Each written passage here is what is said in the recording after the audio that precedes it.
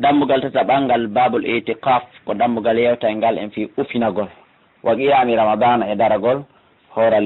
juula lewru suuma e waɗugol salatu tarawih e salatu tahajjud ko ɗum ngal dambugal ɗon yewtude en fimu. an abi hurairata radiallahu taala an anna rasulallah nde nelaɗon sallah sallam qala ɓe maake man qama ramadana kala dariɗo hoori lewru suuma e imanan hara ko gomɗinal o warri wahtisaban e tañƴinagol baraji ɗin ko allah gofira law haray o yafantemo ma tagaddama kala ko ardini min dandimode bakkatuji makko ɗin koɗi ɗuuɗi o koɗi ɗuuɗi saabu ko o daɗi ko jemma o juuli hara kadi o nayingo o warri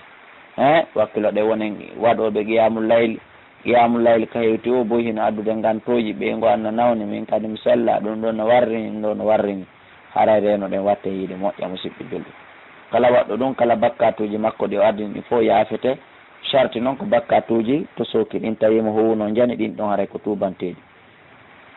ana aishata ƴettama nene mi aicha radiallahu taala anha qalat ɓe maki kan laatike rasulullah nelaɗo allah sallah sallama ida dakhala sinatino al ashuru al akhira ɓe mana sappo sakkitoro min ramadana immorde suuma e kamɓe ila ɓe wuuri ila ka ɓe nela ha ka ɓe faati tuma ɗum ɗon tawi ɓe tuma ɗum ɗon tawi ɓe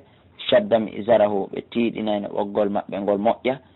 ɓe mana ɓe dattotono awale goye duhol ngol moƴƴa wa haya laylahu ɓe wurnita ko ɗum woni kañum jemma on waye gada ɓe findina kadi alaw ɓe ngode makko nde maɓɓe nde nden dangal muttafanu alayhi ray hadise on ko fottanaɗo koni wono nene Aisha radiallahu anha on ko holliren ko andigol en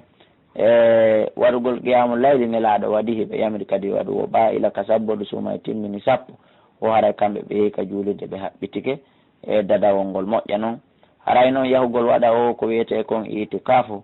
haray ɗum ko concerne ko yimɓe ɗiɗo aaden tawɗo hino timmini dépense ɓeygure muɗum nden goho ɗiɗi himo jogui ɓutto e hoolare ka wonata toon tati juulirde nden ko juulirde juma haray oɗo itikafu no selli so tawi noon woni goɗɗo ko ñamande woni himo rondi ñamande ma so rondaki ñamande kono ko bere ko dogi o yalte o ɗaɓɓoyi hande o heɓete ko ñaame janggo haray oɗo ene mari ko occupé o taw harana waɗugol ko wiyete ko itikaf Allah hoyna en fof haray waɗa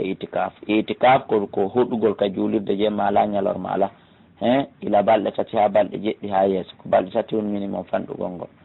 wa an ha ƴettama makko anna nabiyya sallallahu alaihi wasallam kana ɓe laati ko ehtobu ɓe hutubayno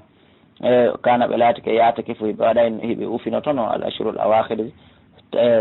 sappaɓal sakkitoral ngal mi ramadana immode suuma hatta tawaffahu llahu azza wa jalla ha nelaɗo allah ha allah on ƴettitimo kanko nelaɗo summa ataka fa refti ufini kadi azwajuhu ɓeygol makko nin mbadi ɓawa makko muttafaqun alayhi wana ƴettama makko radiallahu taala anha anna qarata o wi kanko nen Aisha kana laati ka nabi annabaji allah sallallahu alaihi wa sallam ida arada so fa alama an yatakifa nde waɗata ufinagol salla ko o juulayno alfajira julde subaka nden ɗon e ɗon summa dahla refte ɓe naata ko ɗum woni ma teke fa huka ufinorde maɓɓe haray ko ni wonnorte ko ni kadi ɓuuri labirede muttafaqun alayhi wonde si ɓe falanoma waɗugol itikafu ɓe juulay noon julde subaka nden ha ɓe gayna ɓe wontira ka juulirde tonkisa ko andingol ɗen haray ko fuɗɗorgol ka subaka haray ko ɗum ɗon ɓuuri moƴƴude ɓay ko ɗon woni ƴettugol ñallal ngal ñogues sa acci haka fanamaka alansadama futuroma gueeƴe haray a naati e tumbere ñallal haray ɗuma no feƴƴi ɗuma hewtali amma ka subaka haray ko ɗon woni ko fuɗɗoto wana ƴettama makko kadi qalato maki in kana silatake rasulullahi sallallahu sallam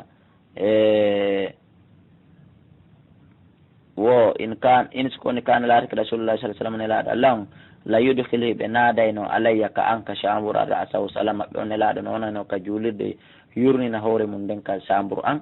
wa huwa taw kanko nelaɗo fil masjidi mo ka juulirde fa urajjilhu mi peñanamo kanko nelaɗo enen haysi ɗen wondi e ɓeyguli meɗen ɗin ka danki seede ɓeeɗi ɓeyguli buy e maɓɓe fina na noon ɓe fof wayi noon haysiɗa walude haysiɗa wonde e maɓɓe jooɗude e maɓɓe nokku gotum ma ɗon waali nokku gotum sa wi yo peñanaray ko guere naatere ma noon ɗum ɗo nelaɗo harayno ka nder juulirde nene Aisha no ko yaasi ko ɗon ɓe addata sala maɓɓe on nene Aisha peñanaɓe yo Allah yoɓu nene Aisha ko ɓuuri moƴƴude en joddi waɗanayi sonna meɗen ɓen enen kadi sifano musidɓe julɓe wa kana wo nelaɗo laatike la yadkhulul bayta ɓe natatano ka suudu dey si ɓe ufinagol illa li hajatin sona sabu huntugol haaju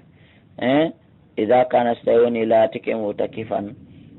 idha kana si laatike mutakifan ko wadugol itikaf won ko ari haray ko ni o warrude muttafaqun alayhi wa lafzul bukhari ko ngol ko imam bukhari won ko filli wan ha yattama nene aisha qalat be maki as-sunnatu sunnan alal mu'takifi do ufinoto don go alla yauda maridan on daro itana mudo wala yashhada janazatan o itafure o wattino itafure wala yamassu imratan o memata sonnajo few ɓeygu makko ɓe rende tambaldi few memugol ko fanda ɗo ko nas almodirgol ma ɗum ɗo makko rendi mum haray o waɗata ɗum ɗon kanko e sonnajo makko ɓay tawina sonnajo makko kan ɗum ɗon ko ñande wono harmi wono noon kadi wala yahruju o yaltatali hajatani so fi haaju illa lima la yadullu minhu illa lima la budda min sona konko tata feeri wala ko ɓe yaltanay wono misal so tawi woni duusi on ko kayasi woni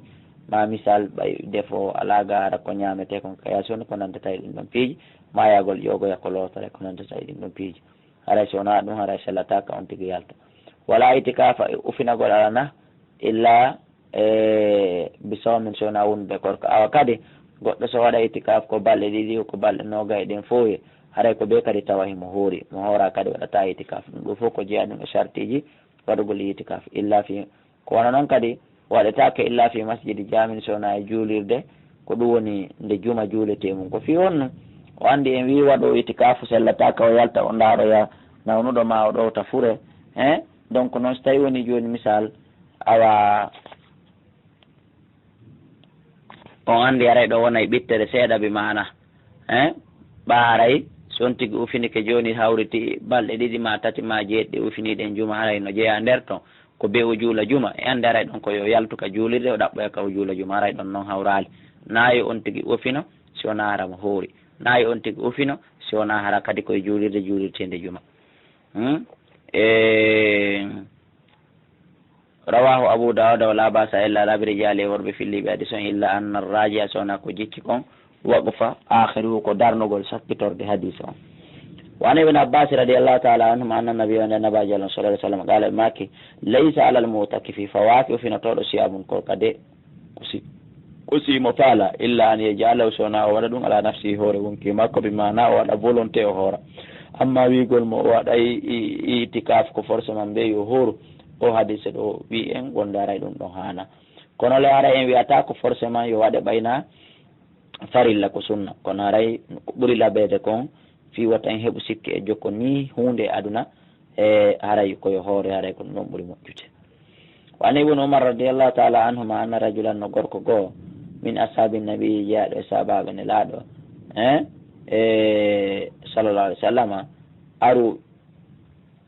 urwa laylatul qadri woɓe hollama awale goy ɓe hoyɗinama uru laylatul qadri ɓe hoyɗinama jemma laylatul qadri filmanama e nder ɗoygol e fi sabil awakhir woka ka jeeɗaɗe jeeɗi sakkitoro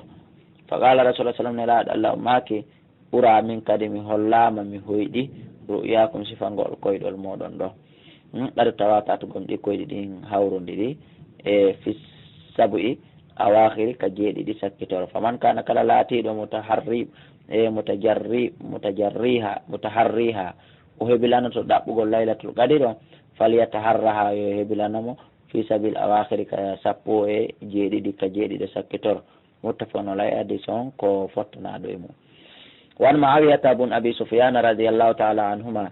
ani nabi sallallahu alaihi wasallam qala o maki fi laylatul qadri e nde ɗo ñalande ko ɗum woni jemma layla laylatun ɗum ko jemma 27 wo ñande nogay jeeɗiɗi wo ɓeɗo inni woore ko ɗo wonata laylatul qadri rawa abu dawud arraji wako fof ko jicci kon ko ɗano gadis ko ɓuuri jiccude kon laylatul qadri ko hadise mo hewtoyɗe en yeeso ɗo joni ko nelaɗo maki kon ɗaɓɓite laylatul qadri e nder balɗe sappo sakkitore ɗe ala ko ɓuuri sellude ɓuuri wonde goo gadi ɗum ɗon Allah o tawi pas o suuɗi en ɗum ɗum fino wakkilore saabu so en andino ko nogay jeego no wiyete nogay laylatul qadri en fof ɗon andi en ɗanoto ha nden jande yahen waɗen concours ɗum ɗon waɗen folotiro e soñugol fino heɓiren hiɗen andi ɗum kono noon rawa abu dawud warraji ko jicci kon wago fof ko waɗugo hadis o wago وقد اختلف قم ديلوت نرام في تعيينها اتدغول حديث عن 40 كتاب عن 40 قولا في كونغو دي تشابان في حديث غوت واردتها من نبايدي في فتح الباري من دار دي كفتح الباري.